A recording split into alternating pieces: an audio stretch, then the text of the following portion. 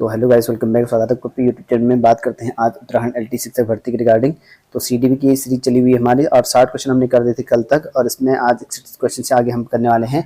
जितने भी क्वेश्चन करे गए हैं आपको नोट करने हैं। मोस्ट इंपॉर्टेंट क्वेश्चन ये प्रीवियस कहीं ना कहीं क्वेश्चन पूछे गए हैं लगातार 2-10 बार सालों से एग्जाम रखे शिक्षा विभाग के टीचर्स के, इनकी KBS NBS या अन्य जो भी DSS भी है अन्य जगहों पर, वो पूछे गए क्वेश्चन हैं। और कल हमने 7 क्वेश्चन किए थे, आज हम आगे के क्वेश्चन करने वाले हैं। आप नोट डाउन कर लें और जो फैक्ट बताता हूं उनको भी जरूर नोट डाउन कर लें। कल लास्ट क्वेश्चन मैंने पूछा था कि सीखने के उद्दीपक अनुक्रिया सिद्धांत के प्रतिपादक, तो यहाँ पर जल्दबाजी में मेरे पास लास्ट क्वेश्चन में स्क्रीन लग गया था, तो इसका आंसर आपका थॉर्नडाइक है। किसी ने कमेंट करके बताया था। तो थॉर्नडाइक, अगर मान लो कोई क्वेश्चन गलत हो जाता है तो आप कमेंट कर देना, क्योंकि कभी कभी हो जाता है, ठीक है भाई, मिस्टेकली, ठीक है। वैसे तो जानबूझ के करूंगा नहीं।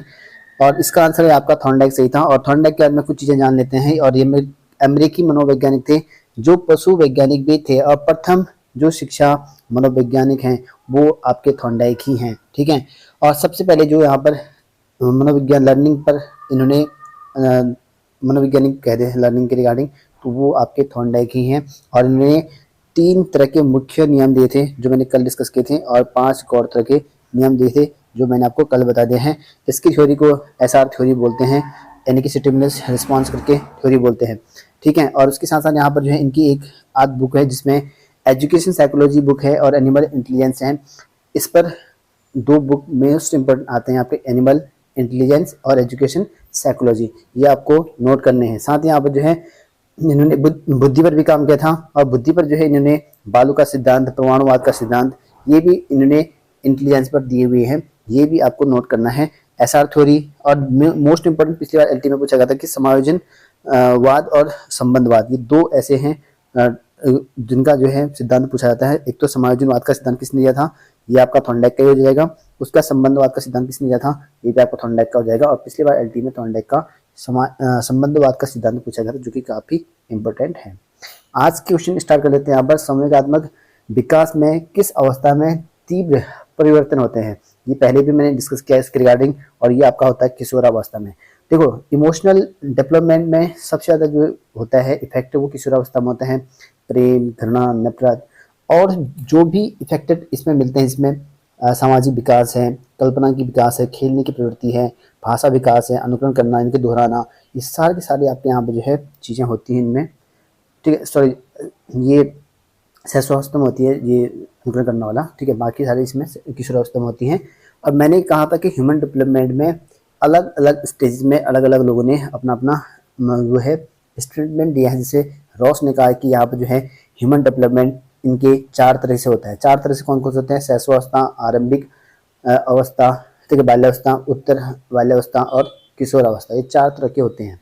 उसके बाद यहाँ पर शैली का पूछा जाता है। शैली का भी यहाँ पर 3 तरह की जो है डेवलपमेंट दिए हैं ह्यूमन के, जिसमें आपका फर्स्ट है सहस्वावस्था, बाल्यावस्था आपका दूसरा है, और किशोरावस्था आपका ये है। उसके बाद आपका आता है कि अर्नेस्ट जोन्स का, तो अर्नेस्ट जोन्स ने भी 4 तरह के इसमें स्टेटमेंट दिए हैं डेवलपमेंट के, जिसमें सहस्वावस्था हो गया, बाल्यावस्था हो गया, किशोरावस्था हो गया, और वयस्कावस्था हो गया, ये दे रखे हैं, ठीक है। काल्सनिक ने भी इसमें 8 तरह के बताए गए हैं। ये इनको अच्छे से कर लेना, मैं आपको बता रहा हूँ इनमें, क्योंकि टाइप्स पूछ सकता है किसी का भी कि भाई काल्सनिक ने कितने तरह के ह्यूमन डेवलपमेंट के बारे में बताया है, रॉस ने कितने बनाए हैं, और सैली ने कितने बताए हैं, ठीक है, अर्नेस्ट जोन्स ने कितने बोले हैं, ये क्वेश्चन आ सकते हैं। 8 तरह के जो है किसने बताए हैं, ठीक है, काल्सनिक ने 8 तरह के, काल्सनिक ने, ठीक है। और 4 तरह के बताए हैं आपके रॉस ने, और 4 तरह के बताए हैं आपके जोन्स ने, और उसके बाद सैली ने बताए हैं 3 तरह के। तो ये एक ह्यूमन डेवलपमेंट है, जिनकी अवस्था मैंने आपको डिस्कस पहले भी करवा रखा है इन पदों इसके लिए, ठीक है। उसके बाद आता है नेक्स्ट क्वेश्चन की शिक्षा मनोविज्ञान का अध्ययन शिक्षकों के लिए उपयोगी है, क्योंकि क्यों उपयोगी है शिक्षा ये मनोविज्ञान, ये बताना है। इसका आंसर होगा कि इसकी सहायता से अपने शिक्षण जो है प्रभावी बन सकता है। तो अपना जो शिक्षण प्रभाव है, क्योंकि अगर हम सीखेंगे इससे शिक्षण प्रभावित हो सकता है, ये आपका सी ऑप्शन सही हो जाएगा। उसके बाद आता है नेक्स्ट क्वेश्चन की मनोविज्ञान व्यवहार का निश्चित विज्ञान है। तो ये स्टेटमेंट किसने दिया है ये बताना है, ये वॉटसन ने दिया था, ठीक है। वॉटसन के बारे में परसों हमने डिस्कस कर रखा है, पहले वाले पार्ट देख लेना, आज 3rd पार्ट है, ठीक है। सेकंड पार्ट हमने कल लेके आए थे, फर्स्ट पार्ट परसों लेके आए थे, फर्स्ट पार्ट में देखना वाटसन के बारे में बहुत अच्छा स्टेटमेंट दिया है और इन्होंने कहा था कि भाई मुझे कुछ बच्चे दो और मैं इसे डॉक्टर, वकील, यहाँ तक कि चोर तक भी बना सकता हूँ, ये वाटसन ने कहा था, जो कि हर जगह वो पूछा जाता है क्वेश्चन। शिक्षक के लिए जो है मनोविज्ञान, बाल मनोविज्ञान का ज्ञान क्यों जरूरी है? तो ये क्यों जरूरी है जो बाल मनोविज्ञान है, क्योंकि सिलेबस बेस्ड पे जितने भी क्वेश्चन मैं आपको बता रहा हूँ सारे के सारे सीरीज बेस पे क्वेश्चंस लाया हूँ। ये आपका हो जाएगा शिक्षण मनोविज्ञान नियमों के अनुकूल होता है, ठीक है, और इस वजह से यहाँ पर जो है इसका आंसर आपका ये हो जाएगा। उसके बाद नेक्स्ट आता है 65 वाला, बाल विकास का निर्धारण किया जाता है। तो बाल विकास का निर्धारण बालक की आनुवंशिक संरचना द्वारा ये हो भी सकता है, बालक की आनुवंशिक और वातावरण दोनों की जटिल संरचना, बिल्कुल जहाँ पर आनुवंशिक और वातावरण दोनों आ जाएंगे, ये दोनों ही हो जाएंगे। एक्चुअल में ये भी है, वातावरण भी है, लेकिन ज़्यादा इफेक्ट अगर पड़ता है, मैंने परसों बताया था आपको कि वातावरण से ज़्यादा इफेक्ट पड़ता है अगर अलग अलग ऑप्शन होंगे। तो अगर दोनों ही हैं तो आनुवंशिक और वातावरण, ये दोनों आपका सही आंसर हो जाएगा, बी ऑप्शन बिल्कुल सही होगा। उत्तर बाल्यावस्था का समय कब है? तो उत्तर बाल्यावस्था का समय कहीं पर 9 से 12 मिलेगा आपको, कहीं पर 6 से 12 मिलेगा, लगभग 12 साल तक जो है यहाँ पर उत्तर बाल्यावस्था हो जाता है। अगर काल्पनिक के अनुसार बताएं तो आपका जो यहाँ पर आंसर होगा वो 9 से 12 तक होगा, ठीक है, काल्पनिक के अनुसार 9 से 12 तक होगा। अगर रॉस के अनुसार देखें तो रॉस के अनुसार 6 से लेकर 12 तक होता है। ज़्यादातर जो है रॉस के अनुसार ही माना जाता है, जिसमें 4 तरह की जो है बाल्यावस्था के प्रकार दिए, मतलब ह्यूमन डेवलपमेंट के प्रकार दिए हैं, शैशवावस्था, आरंभिक बाल्यावस्था, उत्तर बाल्यावस्था और किशोरावस्था, ये दिए गए हैं। इनके एज भी कभी भी पूछ लिया जाता है, तो सी ऑप्शन बिल्कुल सही आंसर हो जाएगा। अगला है कि विकास के संदर्भ में मैकडूगल ने, तो विकास के संदर्भ में मैकडूगल ने कौन सा स्टेटमेंट दिया है? व्यक्तित्व का विश्लेषण किया है या मूल ठीक है प्रवृत्त्यात्मक व्यवहार का विश्लेषण किया है, बालक के शरीर विकास का विश्लेषण किया है या उपयुक्त से कोई नहीं? तो इसका आंसर हो जाएगा कि मूल जो प्रवृत्त्यात्मक व्यवहार है उसको विश्लेषण किया है इनके द्वारा मैकडूगल के अनुसार, तो बी ऑप्शन बिल्कुल सही आंसर हो जाएगा। बात करें नेक्स्ट है सामाजिकरण वो व्यक्तिकरण, एक ही प्रक्रिया के दो पहलू हैं, यह कथन कहा है? तो सामाजिकरण करना या व्यक्तिकरण करना, इंडिविजुअल और यहाँ पर जो सोशलाइजेशन करना एक ही प्रकार का है, ये बताया गया है। ये आपका जो है मैकआवर ने कहा है, ठीक है, तो मैकआवर ने ये स्टेटमेंट दिया है। अगला है कि साइकोलॉजी शब्द किस भाषा से लिया गया है? ये क्वेश्चन भी आ जाता है, ये लैटिन भाषा का साइकोलॉजी शब्द क्या है? लैटिन। अगला है कि यहाँ पर वर्तमान में मनोविज्ञान यानी कि साइकोलॉजी शब्द का अर्थ है। तो साइकोलॉजी का मतलब क्या है? तो साइकोलॉजी का मतलब कि व्यवहार का अध्ययन, ठीक है, आपके जो व्यवहार है, ट्रिट्स है, उसके अकॉर्डिंग माना जाता है। अगला है कि वर्तमान काल में मनोविज्ञान को निम्न में से किस विज्ञान के रूप में परिभाषित किया जाता है? मनोविज्ञान को व्यवहार का विज्ञान ही कहते हैं, तो आपका सी ऑप्शन बिल्कुल सही आंसर हो जाएगा। यहाँ पे मन का नहीं होगा, आत्मा का नहीं होगा, ये सभी तो होंगे नहीं, ठीक है, क्योंकि यहाँ पर जो है व्यवहार का विज्ञान कहते हैं मनोविज्ञान को। इसमें व्यवहार देखा जाता है कि मनोविज्ञान की कितनी प्रवृत्ति है, इसी वजह से। बाह्य वातावरण के अंतर्गत निम्न में से कौन सी स्थिति आती है? तो बाह्य वातावरण तो कौन सा होगा? बाह्य और एक्सटर्नल, भौतिक, सामाजिक, सांस्कृतिक, उपयुक्त सभी, तो सभी हैं, ठीक है, भौतिक भी होगा, बाह्य ही होगा, सामाजिक में समाज को दिक्कत करेंगे भाई, सांस्कृतिक समाज ये भी समाज के अकॉर्डिंग बाहर ही होगा, तो सभी आंसर बिल्कुल सही आंसर हो जाएंगे। अगला है कि शिक्षा मनोविज्ञान का केंद्र है। तो शिक्षा मनोविज्ञान का केंद्र, इंपॉर्टेंट क्वेश्चन आप नोट कर लीजिएगा इसका, ये शिक्षा मनोविज्ञान का केंद्र बालक को माना जाता है, शिक्षक को, शिक्षण विधि को या पाठ्यक्रम को? लगभग सभी आंसर जो है बिल्कुल सही लग रहे हैं, कोई भी ऐसा लग नहीं रहा है कि भाई गलत आंसर होगा।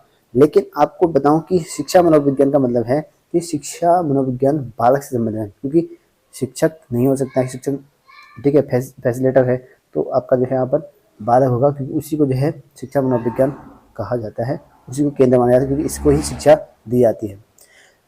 वृद्धि और विकास एक दूसरे के विरोधी हैं, एक दूसरे के समान हैं, एक दूसरे के पूरक हैं, और इनमें से कोई नहीं। तो ये एक दूसरे के पूरक हैं, ठीक है, वृद्धि करना, विकास करना।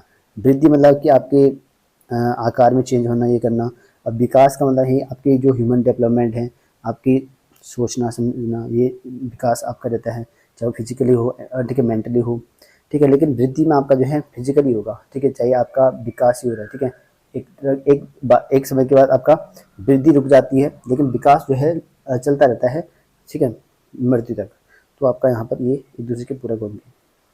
अगला है किशोरावस्था बढ़ते हुए संघर्ष, तनाव, तूफान एवं विरोध की अवस्था है। तो ये किसने कहा था? किशोरावस्था। देखिए यहाँ पर सबसे अच्छा क्वेश्चन यहाँ से ये पूछता है किशोरावस्था। इसको तूफान की अवस्था भी बोलते हैं किशोरावस्था को।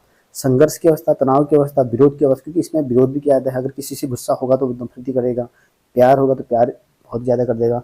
तो ये किशोरावस्था एक ऐसी सिचुएशन है जिसमें यहाँ पर बहुत सारे चेंजेस आते हैं। तूफान की अवस्था भी कहते हैं इसको। तो इसीलिए आपको यहाँ पर ध्यान में रखना है किशोरावस्था के बारे में। ये आपका जो है ठीक है, स्टैनले हॉल, तो इसने कहा था ये चीज़ें ये हैं। ठीक है, तूफान की अवस्था इसने कहा था, संघर्ष, तनाव, विरोध की अवस्था इसी ने कहा है किशोरावस्था को स्टैनले हॉल की। ठीक है, इस नाम को याद रखना स्टैनले हॉल का, और इसमें क्वेश्चन पूछे जाते हैं बहुत ज़्यादा। अगला है कि विकास के अधिगम सिद्धांत का प्रतिपादन किसने किया? तो विकास का, डेवलपमेंट का अधिगम का जो सिद्धांत है वो किसने किया बताया है। ठीक है, ये आपका गया था रॉबर्ट रिचर्डसन सीयर्सन। ठीक है, अगला है विद्यालय द्वारा बालक का सामाजिक निम्न में से किस कारक पर सबसे अधिक निर्भर करता है? तो ये सबसे ज़्यादा डिपेंड किस पर होता है? विद्यालय का समाजीकरण, सामुदायिक भावना का विकास, पाठ्यक्रम और पाठ्यांतर कार्यक्रम, अनुशासन। अनुशासन उतना सही नहीं है, पाठ्यक्रम को लेकर भी उतना सही नहीं है, और दोनों में पाठ्योत्तर लिखे गए हैं यहाँ पे लेवल। ये तो सब कैंसिल हो गया है, बचा क्या आपका? सामुदायिक भावना का विकास। तो ये आपका सही आंसर होगा ए ऑप्शन। अगला क्वेश्चन है कि यदि आप एक संवेगात्मक रूप से असंतुलित बालक को पढ़ाना चाहते हैं तो आपको करना होगा इस तरह के टीचर के रिगार्डिंग सोचना पड़ेगा आपको, तब जाके आंसर आएगा। उसे व्यवहारिक त्रुटि का ज्ञान कराएंगे, हो सकता है उसके त्रुटि युक्त व्यवहार को स्वीकार ना करें। नहीं वाले तो मैंने कहा था बिल्कुल होंगे नहीं, जितने भी सी एजुकेशन जहाँ पर, ठीक है, मतलब आपके इस तरह के क्वेश्चन होते नहीं एक्चुअली, उनको पढ़ाना चाहते हैं ये। ठीक है, उसके है कि उसके नकारात्मक व्यवहार के प्रति दंडित करेंगे, तो दंड तो नहीं देंगे। उसके समक्ष अन्य उत्तम छात्र का उदाहरण प्रस्तुत करेंगे, उत्तम छात्र तो करेंगे नहीं। देखो, उसकी त्रुटि का ज्ञान अच्छा ना करेंगे, देखिए त्रुटि व्यवहार को स्वीकार ना करें, मतलब कि उसकी जो गलती है उसकी व्यवहार को स्वीकार ना करें, ये कहने का मतलब ये है। मतलब कि उसकी जो त्रुटि है उसका ज्ञान करवाएं, ये है। तो ये दोनों तो होने हैं, इन दोनों में से आपका होना है कि 78 का। ठीक है, तो ज़्यादा ऑप्शन इसका लग रहा है, क्योंकि उसकी त्रुटि युक्त व्यवहार को स्वीकार ना करें, मतलब कि अगर कोई असंतुलित व्यक्ति है, मतलब कोई असंतुलित मतलब डिसऑर्डर चाइल्ड है, अगर उसने कोई गलती करती है तो ज़रूरी नहीं कि हम उसको एक्सेप्ट करें उनकी गलती को हमें माफ़ करना चाहिए। मतलब नहीं का मतलब यहाँ पे ये है कि उनकी शब्दों को समझना पड़ेगा आपको इसमें। ठीक है, क्योंकि यहाँ पर जो है जो उसने त्रुटि कर रखी है उसको व्यवहार स्वीकृत ना करें, मतलब कि उसके व्यवहार को हम एक्सेप्ट नहीं करेंगे। वो हो सकता है कि वो क्योंकि मेंटली सही नहीं है ना। अगर ये संतुलित व्यक्ति के बारे में बात करता तब तो ये आंसर नहीं होता, लेकिन असंतुलित व्यक्ति होंगे। ठीक है, उसने डिसऑर्डर चाइल्ड के बारे में बात किया है, इसीलिए आपका आंसर बी होगा। अगला है उचित संवेगात्मक संतुलन का अनिवार्य घटक है। तो उचित संतुलित जो यहाँ पर है उसका अनिवार्य घटक संवेगात्मक घटना के प्रति अनुकूल तथा सामाजिक नियमों के संदर्भ में अनुक्रिया। बिल्कुल पहला ही ऑप्शन बिल्कुल सही हो जाएगा, बाकी ऑप्शन पढ़ने की जरूरत नहीं पड़ेगी। अगला क्वेश्चन है यहाँ पे, लास्ट क्वेश्चन आज करते हैं यहाँ पर। आज 20 क्वेश्चन ले रखे इसमें, और छात्रों में जो है श्रम के महत्व के विकास हेतु क्या करेंगे? तो श्रम के महत्व को लेकर अगर आप टीचर हैं तो क्या कर सकते हो? उसके सामने जो है उदाहरण प्रस्तुत करोगे, या उनके सम्मुख जो वास्तविक स्थिति प्रस्तुत करेंगे, या श्रम के महत्व पर भाषण देंगे, या श्रम के संबंध में जो है कार्य करेंगे। देखो, भाषण देना सही नहीं है, क्योंकि भाई भाषण दोगे, भाषण तो कोई भी देता है, लेकिन उससे इफेक्ट नहीं पड़ेगा। और उदाहरण प्रस्तुत करोगे, इससे भी कोई इफेक्ट नहीं पड़ेगा।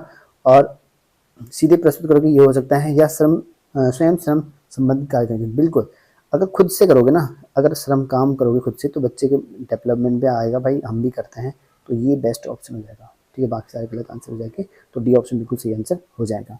तो फिलहाल इस वीडियो में इतना ही, और ये कैसे लगे आप कमेंट करके बता सकते हैं। ये सीरीज चलती रही है हमारी लास्ट तक, और आज 3rd सीरीज है कंप्लीट हो चुकी है, और लगभग हमने 80 क्वेश्चन कंप्लीट करने हैं आज।